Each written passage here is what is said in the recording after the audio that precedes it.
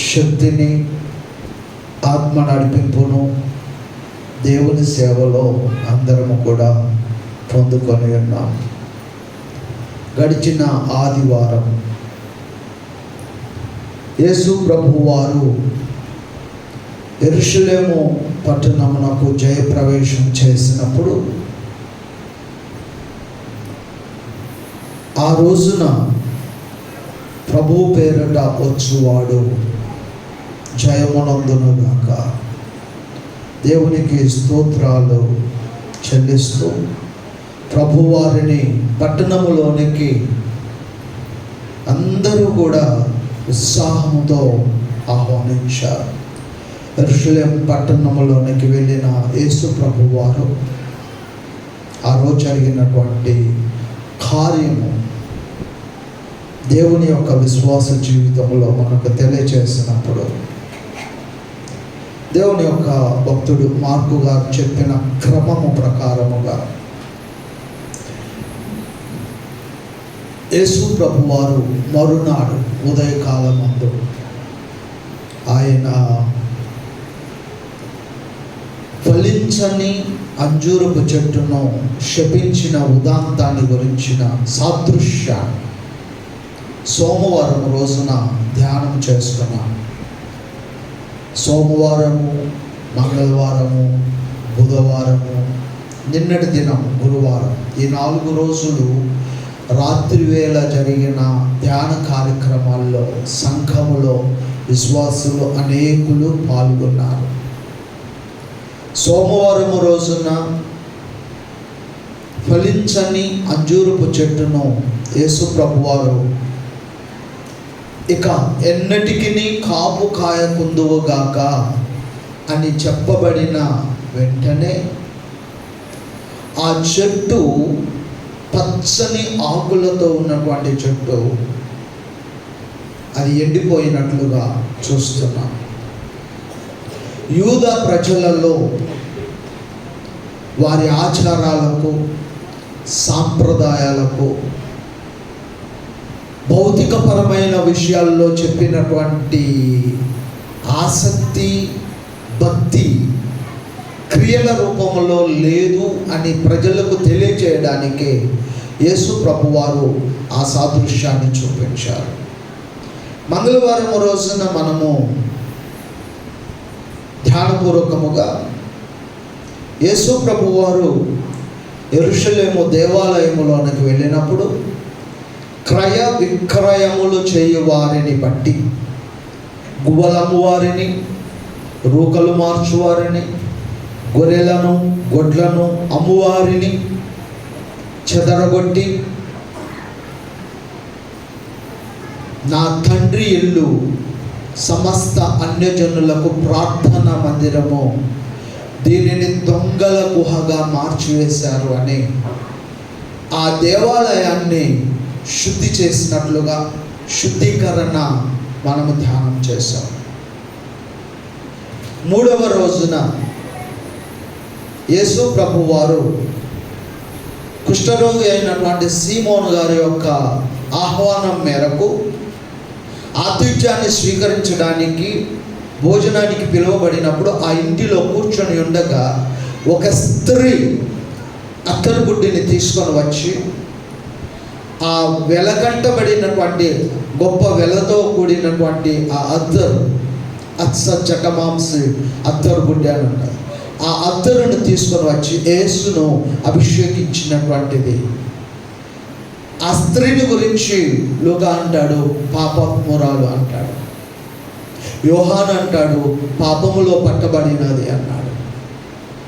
ఇలాగున ప్రభు యొద్ద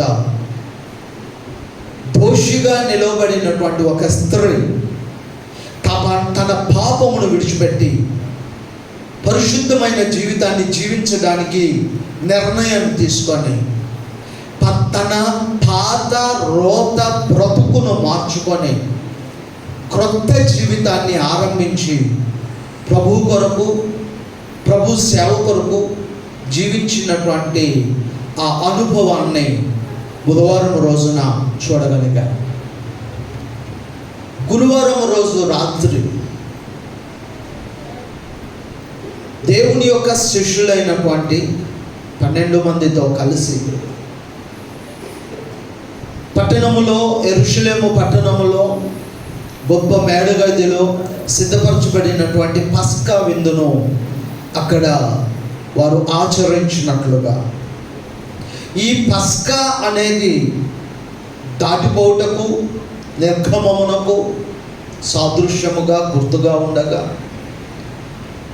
ఇజ్రాయేలు ప్రజల యొక్క ఆరంభ కాలంలో ఐగుప్తు దేశములో నుండి ఆరంభించబడినటువంటి ఆ ఆచార క్రమము యేసు ప్రభువారు పస్కా విందును ఆచరించబడిన నిన్నటి రోజు వరకు కూడా ఆ పస్కా ఆచార కార్యక్రమము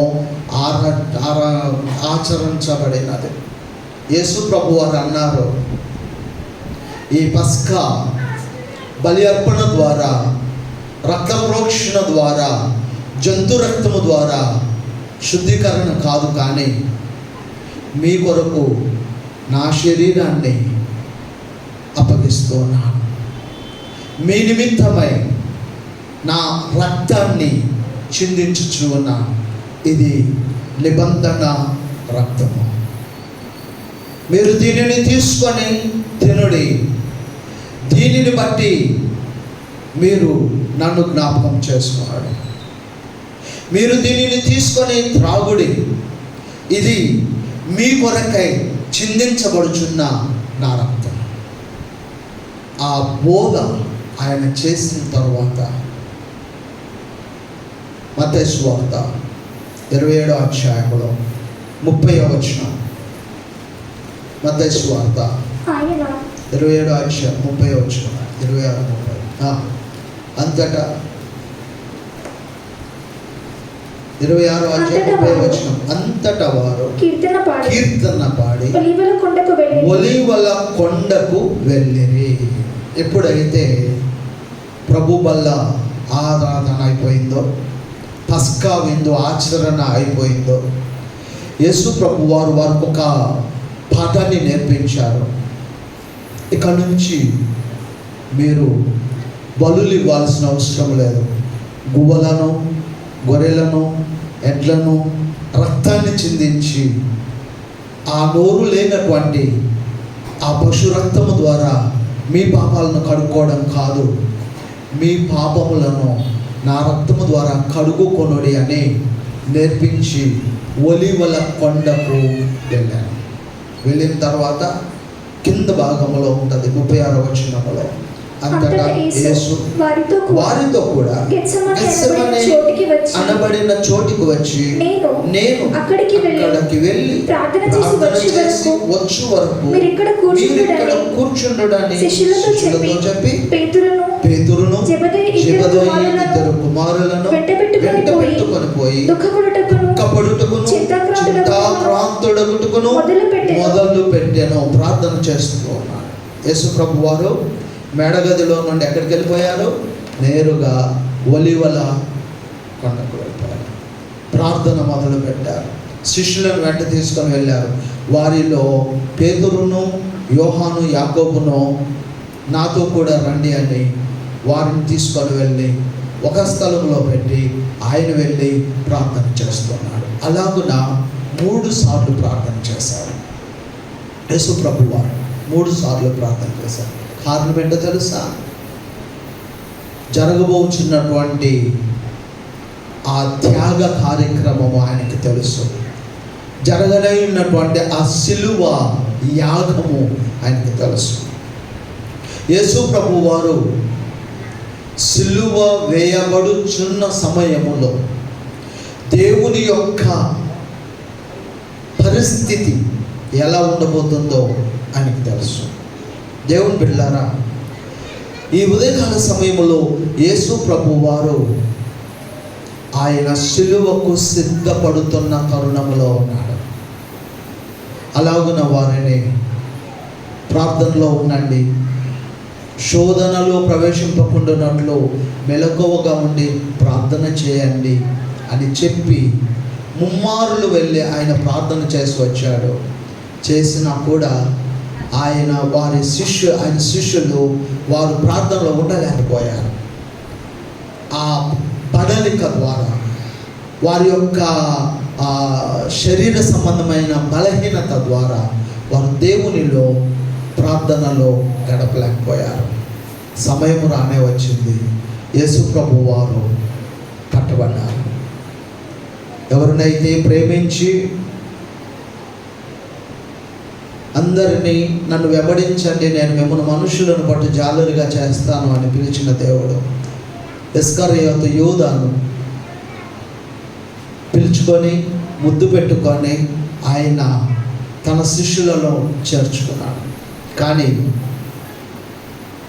యేసు ప్రభు వారిని బంధించేటప్పుడు సైనికుల దగ్గర, మతాధిపతుల దగ్గర డబ్బు తీసుకొని నేను వెళ్ళి అక్కడ ఉన్నటువంటి వారి మధ్యలో యేసు ప్రభు వారు ఎవరో నాకు తెలుసు, నేను వెళ్ళి ముద్దు పెట్టుకుంటాను, మీరు వచ్చి వారిని పట్టుకున్నారు. ఎంత ఘోరమైనటువంటి పరిస్థితి.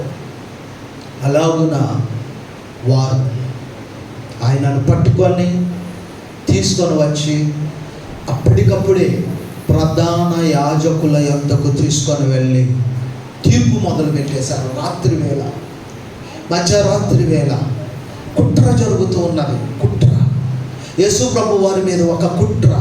యేసు ప్రభు వారిని ఎలా అయినా చంపాలి, తెల్లారేపాటికి ఆయనకు చావు చూపించాలి అనేటువంటి ఒక ఉద్దేశం మత పెద్దల్లో ఉన్నది, మతాధికారుల్లో ఉన్నది, యూదా నాయకుల్లో ఉన్నది. అందువలన ఆయనకు అక్కడే తీర్పు మొదలుపెట్టారు. ఆ తీర్పులో మత పెద్దలు చెప్పిన ఆ తీర్పు తెల్లవారే వరకు కొనసాగింది. తెల్లవారినప్పుడు మహాసభలోనికి తీసుకొని వచ్చారు. మహాసభలోనికి తీసుకొని వచ్చినప్పుడు అక్కడ తీర్పు జరిగినది. ఇక్కడ కాదు, రోమా గవర్నర్ అయినటువంటి పిలాతు దగ్గరకు తీసుకొని వెళ్ళాలి, అక్కడ తీర్పు చేయాలి అని చెప్పేసి పిలాతు గారి దగ్గరకు తీసుకొని వెళ్ళారు.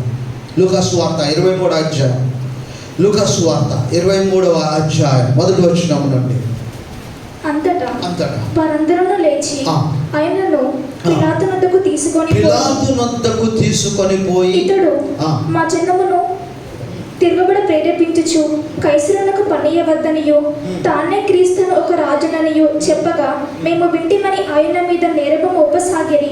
పిలాతు దేవదూషణ చేయుచున్నాడని పిలాతుకు వారు ఫిర్యాదు చేస్తున్నారు. ఆయన గురించినటువంటి తప్పుడు సమాచారం అందిస్తూ ఉన్నారు.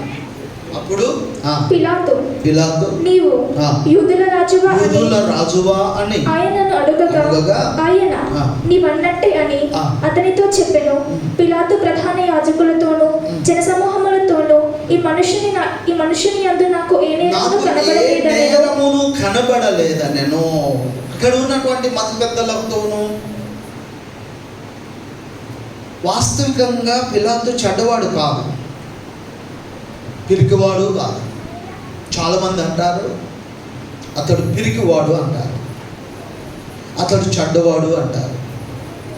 తన భార్యకు దేవుడు దర్శనం ఇచ్చాడు. పిలాతు భార్య ఒక లేఖ పంపిస్తుంది పిలాతు దగ్గరకు, ఆ నీతిమంతుని జోలికి నువ్వు వెళ్ళొద్దు, నాకు దేవుడు దర్శనం ద్వారా చూపించాడు. ఆయన నీతిమంతుడు, ఆయన దేవుని కుమారుడు, పరిశుద్ధుడు. పిలాతు ఆయనకు తీర్పు తీర్చాలనుకున్నప్పుడు వీరు చెప్పుచున్నటువంటి మాట ప్రకారంగా వీరు అంటున్న విధానములో నీవు దేవుని కుమారుడిగా చెప్పుకొంచున్నావు, ఇది నిజమేనా అంటే నీవు అన్నట్టే అన్నాడు. అంతకు మించి ఆయన దగ్గర ఏ నేరం ఆయనకు కనబడలేదు.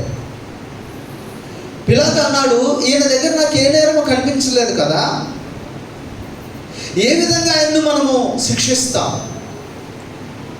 పస్కా ఆచార ప్రకారముగా, యూదుల సాంప్రదాయంలో, రోమియా గవర్నమెంట్ ప్రకారముగా, నేటి భారతదేశంలో ఒక సాంప్రదాయం, ఒక వాడుక ఉన్నట్లుగా ఆగస్టు 15వ తేదీన ఖైదీల్లో మంచి పేరు కలిగినటువంటి మార్పు చెందినటువంటి ఖైదీలకు విడుదల చేసేటువంటి ఒక పద్ధతిని, ఒక క్రమాన్ని ప్రభుత్వం వారు నిర్ణయం తీసుకున్నారు. అలాగుననే పస్కా ఆచరణ ప్రకారముగా పస్కా పండుగ రోజున ఒక పాపము చేసిన వారికి శిక్ష విధించబడిన వారికి విడుదల చేసే అలవాటు ఉన్నది. బరబ్బ అనబడినటువంటి బందిపోటు దొంగ, దుర్మార్గుడు, దేశద్రోహి, ప్రజల ప్రాణాలను ఆయన తోడేసేటువంటి వ్యక్తి, అతడు జైల్లో ఉన్నాడు, చెరలో ఉన్నాడు. పిలాతు అన్నాడు, బందిపోటు దొంగ ఉన్నాడు కదా, ఆయన బదులుగా యేసును నేను విడుదల చేస్తానన్నా. ప్రజలు అన్నారు, కుదరదు, సిలువ వేయాలి, యేసుకే సిలువ వేయాలి. అసలు ఆయన ఎవరు, ఈయన బ్యాక్గ్రౌండ్ ఏంటి, ఈయన ఎక్కడి నుండి వచ్చాడు, ఈయన పుట్టుపూర్వతరాలు ఏంటి, అన్ని వివరాలు తెలుసుకున్నప్పుడు ఆయన గలిలయలో ఉన్నటువంటి నజరేతు వాడని తెలుసుకున్నాడు పిలాతు. తెలుసుకున్న వెంటనే యూదా దేశ రాజ్య అధికారి అయినటువంటి హేరోదు చక్రవర్తి పరిపాలన చేస్తూ ఉండగా పిలాతు అన్నాడు, ఈ కేసు నాకు సంబంధించింది కాదు, మీరు వెళ్ళండి, హేరోదు దగ్గర మీరు తీర్పు తీసుకురండి. ఆయన మరి నజరేతుకు సంబంధించిన వాడు, గలిలయకు సంబంధించిన వాడు కాబట్టి ఆయనను హేరోదు వద్దకు పంపిస్తున్నాను. యూదా వంశానికి, యూదుల కుటుంబం నుండి వచ్చాడు కాబట్టి యూదా చక్రవర్తి అయినటువంటి హేరోదే వారికి తీర్పు తీర్చాలి, వెళ్ళండి అని ఆయన పంపించేశారు. పంపించినప్పుడు అక్కడికి వెళ్ళి అక్కడ కూడా తీర్పు చూసినప్పుడు ఆ తీర్పులో హేరోదు అంటాడు, ఈయనలో నాకు ఏ నేరము కనిపించలేదు, మరలా పిలాతు దగ్గరికి తీసుకెళ్ళండి, వద్దొద్దు తీసుకెళ్ళిపోండి. చదవండి, అదే వచనాలు కింద భాగంలో ఏముంటుందో. 8వ వచనంలో హేరోదు యేసును చూచి మిక్కిలి సంతోషించెను. ఆయనను గూర్చి చాలా సంగతులు విన్నందున ఆయన ఏదైనా ఒక సూచక క్రియ చేయగా చూడ నిరీక్షించి బహుకాలము నుండి ఆయనను చూడగోరెను. ఆయనను చూచినప్పుడు చాలా ప్రశ్నలు వేసినను ఆయన అతనికి ఉత్తరమేమీ ఇయ్యలేదు. ఏ విధమైనటువంటి ఉత్తరము ఇయ్యకుండెను, ఇంకే విధమైనటువంటి ఉత్తరం వేయలేదు.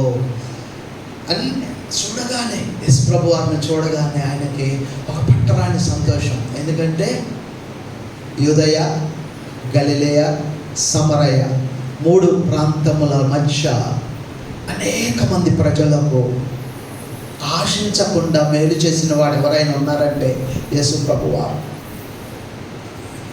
ధనం ఆశించలేదు, పేరు ఆశించలేదు, ఇతరుల యొక్క సహాయాన్ని ఆశించలేదు. కేవలము మనుష్యుల యొక్క మంచితనానికి ఆయన ప్రేమ చూపించారు.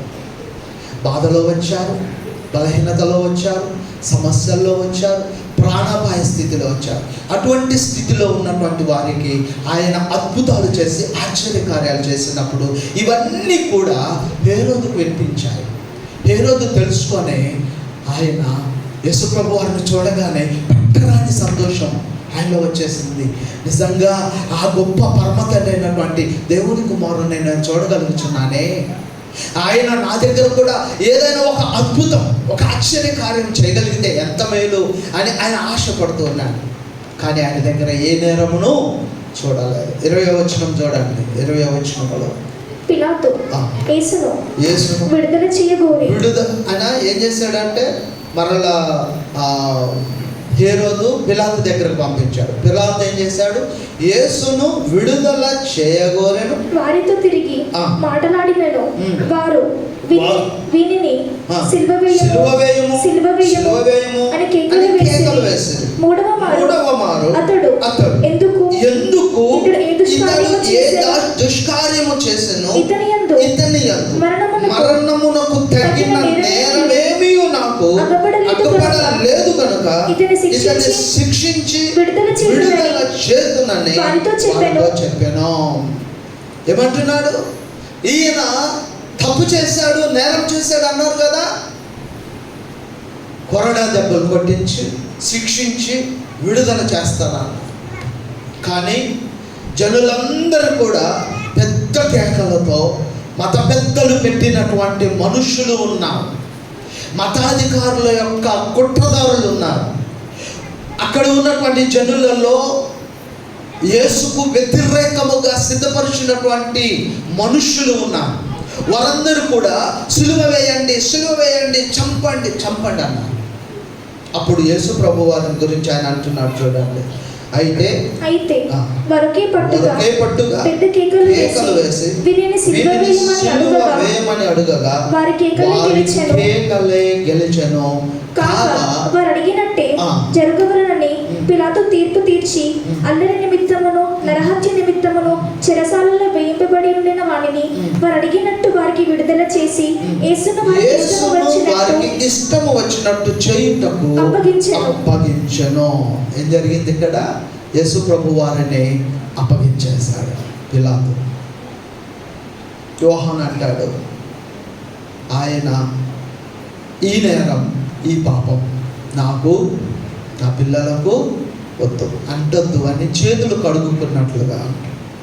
దేవుని ప్రజలారా గమనించండి, ఒక పరిశుద్ధుడైన నీతిమంతుడైన న్యాయవంతుడైన దేవుని కుమారుణ్ణి చంపాలని సిలువ వేయాలని కుట్రపూరితంగా యూదులు, ఆ యూద మత పెద్దల యొక్క ఆధిపత్యము తగ్గిపోతుందనే ఉద్దేశముతో దురుద్దేశముతో కుట్రపూరితంగా ఆయనను నిర్దాక్షిణ్యముగా చంపడానికి ప్రణాళికను రూపొందించారు. వారి కేకలే గెలిచెను. పిలాతు గారు అంటాడు మార్కు సువార్తికుడి ద్వారా, మార్కు సువార్తలో చూడండి, మార్కు సువార్త అంటాడు 15:12 అందుకు పిలాతు అలాగైతే యూదుల రాజని మీరు చెప్పువాని నేనేమి చేయదునని మరలా వాణిని అడిగాను. వారు వాణిని సిలువ వేయమని మరలా కేకలు వేసిరి. అందుకు పిలాతు ఎందుకు అతడి చెడు కార్యము చేశానని వారిని అడుగగా వారు వానిని సిలువ వేయమని మరీ ఎక్కువగా కేకలు వేసిరి. పిలాతు జనసమూహమును సంతోషపెట్టుటకు మార్కు గారు అంటున్నాడు, పిలాతు జనసమూహమును, వారు ఉక్రోషముతో ఉన్నారు, కోపములో ఉన్నారు, ఉద్రేకములో ఉన్నారు, అందరూ ఒకే పట్టులో ఉన్నారు. సిలువ వేయండి, చంపేయండి అంటున్నారు. అతడు ఏమి నేరం చేశాడని పిలాతు అడిగితే నేరము అనే దానికి కాదు, అతడు చచ్చిపోవాల్సిందే. దేవదూషణ చేశాడనే ఒక నేరం చూపించారు. దేవాలయమును పడగొట్టినప్పుడు 3 రోజుల్లో నిలబెడతాను అని ఆయన అబద్ధం ఆడాడని అన్నారు. దేవుని ప్రజలారా, యేసు ప్రభు వారు చెప్పిన ఉద్దేశం ఒకటి, వారు అర్థం చేసుకున్నది ఒకటి. ఈ దేవాలయం అంటే యేసు ప్రభు వారు మరణించి చనిపోయిన తర్వాత, సమాధి చేయబడిన తర్వాత 3వ దినమున తిరిగి లేస్తాను అని ప్రభు అన్నాడు. దేవాలయమును పడగొట్టి 3 దినాల్లో లేపుతాను అని ఆయన చెప్పాడు. అది ఎంత మోసం అని వీరు అంటున్నారు. మనుష్యుల యొక్క సంతోషము కొరకు పిలాతు యేసును వారికి అప్పగించేశాడు. పౌలు గారు అంటాడు, ఫిలిప్పీ పత్రిక 2వ అధ్యాయం, ఫిలిప్పీ పత్రిక 2వ అధ్యాయం 5 నుండి 8 వచనాలు, క్రీస్తు యేసునకు కలిగిన ఈ మనస్సు మీరును కలిగి ఉండుడి. ఆయన దేవుని స్వరూపమందు కలిగిన వాడయుండి దేవునితో సమానముగా ఉండుట విడిచిపెట్టకూడని భాగ్యమని ఎంచుకొనలేదు గాని మనుషుల పోలికగా పుట్టి దాసుని స్వరూపమును ధరించుకొని తన్ను తానే రిక్తునిగా చేసుకొనెను. మరియు ఆయన ఆకారమందు మనుషుడిగా కనబడి మరణము పొందునంతగా అనగా సిలువ మరణము పొందునంతగా విధేయత చూపిన వాడే తన్ను తాను తగ్గించుకొనెను. అందుచేతను ఆయన తన జీవితాన్ని మానవాళి కొరకు అప్పగించాడు, రిక్తునిగా చేసుకున్నాడు. దేవుని యుద్ధ నుండి దేవుని కుమారుడుగా ఈ లోకానికి వచ్చి దోషిగా తీర్పు తీర్చబడి, ఒక పాపము చేసిన వారితో ఏకీభవించబడిన వాడిగా తీర్పు తీర్చబడి ఆయన రిక్తునిగా ఉన్నాడు. ఇదంతా ఎందుకు జరగాలి? యేసు ప్రభు వారిని గురించినటువంటి ఇంత తతంగం అవసరమా? యేసు ప్రభు వారు రాత్రంతా నేరము చేసిన వాని వలె ప్రధాన యాజకుల యొద్ద, మత మహాసభల ఎదుట, పిలాదు ఎదుట, హేరోదు ఎదుట, మరలా పిలాదు ఎదుట చేతులు కట్టుకొని కట్టివేయబడినటువంటి వాడై అక్కడ ఒక దోషిగా నిలబడవలసినటువంటి అవసరత అక్కడ ఉన్నదా అంటే ఉన్నది. ఎందుకో తెలుసా? మన కోసం, మన పాపముల కోసం, మన రక్తాన్ని, మన యొక్క పాపము ద్వారా మనము చేసిన దానిని ఆయన పరిశుద్ధ రక్తము ద్వారా మనలను పవిత్రులుగా మార్చడానికి ఆయన అనుభవించాడు. అదే ప్రవచనము 700 సంవత్సరాలకు ముందే దేవుడు యెషయా ప్రవక్త అయినటువంటి ప్రవక్త ద్వారా 53వ అధ్యాయములో తెలియజేసినటువంటి సమాచారం అదే. 4-5వ వచనంలో చూడండి. యెషయా గ్రంథము 53వ అధ్యాయం 5వ వచనం. మన అతిక్రమ క్రియలను బట్టి అతడు గాయపరచబడెను, మన దోషములను బట్టి నలుగగొట్టబడెను, మన సమాధానార్థమైన శిక్ష అతని మీద పడెను. 10వ వచనంలోనికి రండి. అతని నలుగగొట్టుటకు యెహోవాకు ఇష్టమాయెను. ఎందుకో తెలుసా? అక్కడే ఉన్నది.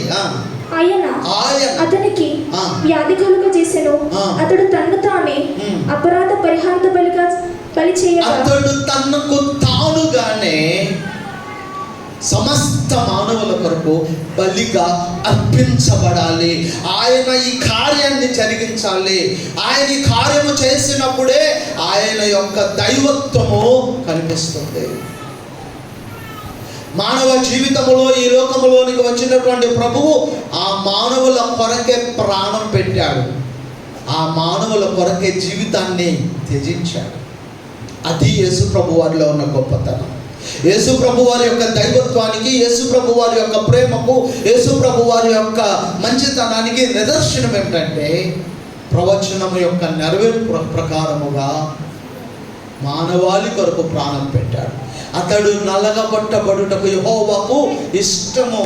ఎందుకంటే ఆయన గాయపరచబడినప్పుడు, ఆయన బాధించబడినప్పుడు, రక్తము కార్చినప్పుడు ఆ రక్తము మానవాళిని శుద్ధీకరిస్తుంది కాబట్టి ఆయనకి ఇష్టము. ఎందుకో తెలుసా? 6వ వచనములో ఉన్నది. ఏమన్నది? మనమందరమును గొర్రెల వలె త్రోవ తప్పిపోతుమి, మనలో ప్రతివాడును తనకిష్టమైన త్రోవకు తొలగిపోయినా. చూసారా? మనలో ప్రతివాడును ఎవరి ఇష్టం వచ్చినట్టు వారు, ఎవరికి నచ్చిన జీవితంలో వారు. మానవ జీవితంలో పాపము అనేది చోటు చేసుకున్నప్పుడు మానవుడు ఏ విధమైన పాపానికి బానిస అవుతాడో ఆ విధమైనటువంటి పాపపు బ్రతుకులోనికి మానవుడు వెళ్ళిపోయాడు. ఎక్కడ చూసినను దుర్మార్గం, ఎక్కడ చూసిన అబద్ధములు, ఎక్కడ చూసినను మోసం, ఎక్కడ చూసినను అన్యాయం, ఎక్కడ చూసినటువంటి ఎదుటి వారికి చేయవలసినటువంటి కీడు తలపెట్టేటువంటి జీవితం. అటువంటి మానవుని యొక్క జీవితాలను మార్చి యేసు ప్రభు వారు పరిశుద్ధులుగా మార్చి జీవితాలను ఇవ్వడానికి ప్రభు వారు తన ప్రాణం పెట్టాడు.